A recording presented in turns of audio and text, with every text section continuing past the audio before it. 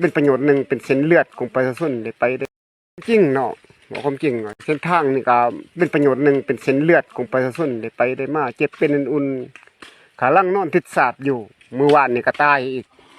อยู่ในบ้านกับคนหนึ่งตายใช่ๆเลยไปห้องหมอบ่ได้เพราะว่าทางนี่มันเป็นแบบนี้นี่มันแต่โตบอลเดียวนี่มันมีหลายบอลปูนขาดตลอดผูเขาบ่มีไผมาสอมมาแปลงทางในบ้านเขาหมดปัญญาที่ว่าจะเสียเลยอันนี้สิช่วยเอาให้งานนี่พอได้เอารถจักรไปนี่นะแก้ไขตัวนี้มื้อนี้จักสิได้จิรบ่นี่มุงแรกพ้นตกมันถล่มคือเก่านี่ก็คือเก่าอีกอันนี้อยากเสนอขึ้นด่วนๆลงมาแก้ไขให้ด่วนๆถ้าว่าปงประชุมอยู่สภาแห่งชาติก็ดีลงมาเลือกตั้งใหม่ๆจะเมืองใหม่ๆแม่มันบ่เป็นตาเรื่องแล้วพวกจบวิทยาลัยก็มีหลายนะว่าความจริงแหละอยู่เรือคนหลวงเวียงจันทน์ซับซ้อนเป็นเจ้าเมืองอยู่เจ้าแข็งอยู่นี่ยังวะเบิดอยู่เนาะ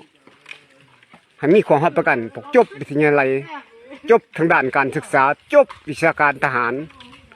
มาบริหารประเทศศาสตร์บ้านเมืองคือเฮาเว้านำกันทฤษฎีการเมืองกันปกครองไปเฮียนอยู่เวียดนามน่ะให้มันสมเกียรติศักดิ์ศรีเขาว่าหุ่งเฮืองชีวิไลมันอยู่ใสหุ่งเฮืองมันอยู่ใสอันนี้ประชาชนอยากเห็นความจริงอันน่ะว่าความจริงอันน่ะอยากว่าความจริงครับเจ้าอยากว่าในนั้นเนาะมันอยากว่าดูถูกหมิ่นประมาทภาครัฐอันว่าบุคคลไหนบุคคลที่เป็นน่ะนะว่าหรือบุคคลน่ะหรือว่าเรื่องภาครัฐมันดีหมดทุกอย่างพรรคเฮาพรรคเดียวมันมีหลายพรรคหลายเข้าดอกพรรคเดียวนี่เฮ็ดอีหยังก็เกิดขึ้นหมดทุกอย่างบ่มีหลายพรรคคือประเทศอื่นดอกนะมันขาดเลยแฮนเดโทนะโททนเดียวมีหลายทนแตกหมดน้ำไหลพัดไหลไปหมดเลยดินเพราะว่าดินถล่มหมดแล้วนะบนนี้มันกระดานที่สุดผู้ว่าอยู่นี่มีอำนาจการปกครองผู้นำผ้าหมดเลยนะว่าความจริงนะไล่สุดพี่น้องเด้ออยากเสนอตั้งกระทึ่งแล้วว่าความจริงแล้วถ้ากองประชุมสภาแห่งชาติเสนอเด้อตั้งกระทึ่งนะทางว่าทางนายกรัฐมนตรีผู้แลว่าความจริงนะมันลงมาแก้ไขปัญหาในใดกับเจ้าเมือง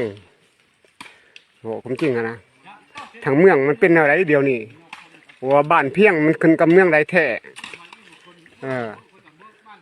เสนอถึงเจ้าเมืองเพราะว่าเดี๋ยวนี้ก็เห็นความจริงแล้วว่าความจริงบ่เห็นไปส่วนกับมือตาอ้าปากบ่ได้อยู่หากแต่เห็นเป็นไงบ่เงินบ่คำอยู่ใส่ทะลุหมดแต่หนทางไปส่วนสิไปมันจะมาเป็นอะไรนี่ตัวนี้นะตัวเองจะมีคอมเมนต์นะซองหรือว่าเรื่องการคือคำว่าเขียนนะคำปฏิวัติเขียนของความคำขวัญนะรูปร่างปี2015ตั้งแต่นายกทองรุ่นเสสุริตเป็นนายกรัฐมนตรีรูปร่างมุดประชาชนความทุกข์ยากของประชาชนนะเดี๋ยวนี้เป็นยังไงจะมาแก้ไขบ่ตกกันบ้านเพียงมันมีไฟผ้าเขากับพอได้เส้นทางนะบ้านเพียงนี่จำนวนพลเมือง60 ปลายหลังคา60 ปลายหลังคาพลเมืองมีจากทะเลไล่ลอยกว่าคนเนาะไล่บอกความจริงเลยครอบครัวนี่มีลอยป้ายครอบครัวบอกความจริงแท้มันเป็นอะไรเหตุผลอะไรจีว่ามันโบได้อีหยังกับโบได้อีหยังกับโบได้เป็นอะไรเงินใครหรืออะไรอยากหูจักให้ลงมาแก้ไขเนี่ยถามว่าคงประชุมจังสภาแห่งชาติจังคณะส่วนกลางพรรคลงคนขวาจึงพิจารณาทางเจ้าแข็งทางฮอดเจ้าเมืองนะเป็นอะไร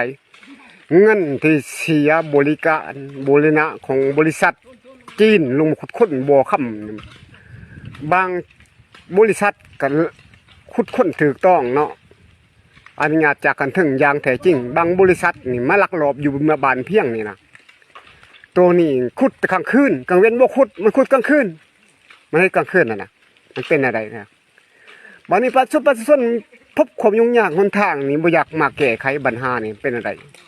มันย้อนสาเหตุเนื่องจากพลังงานหรือว่าเนื่องจากตัวอะไรเนี่ยข้อมูลอยากถามขึ้นนะตัวนี้ปัญหา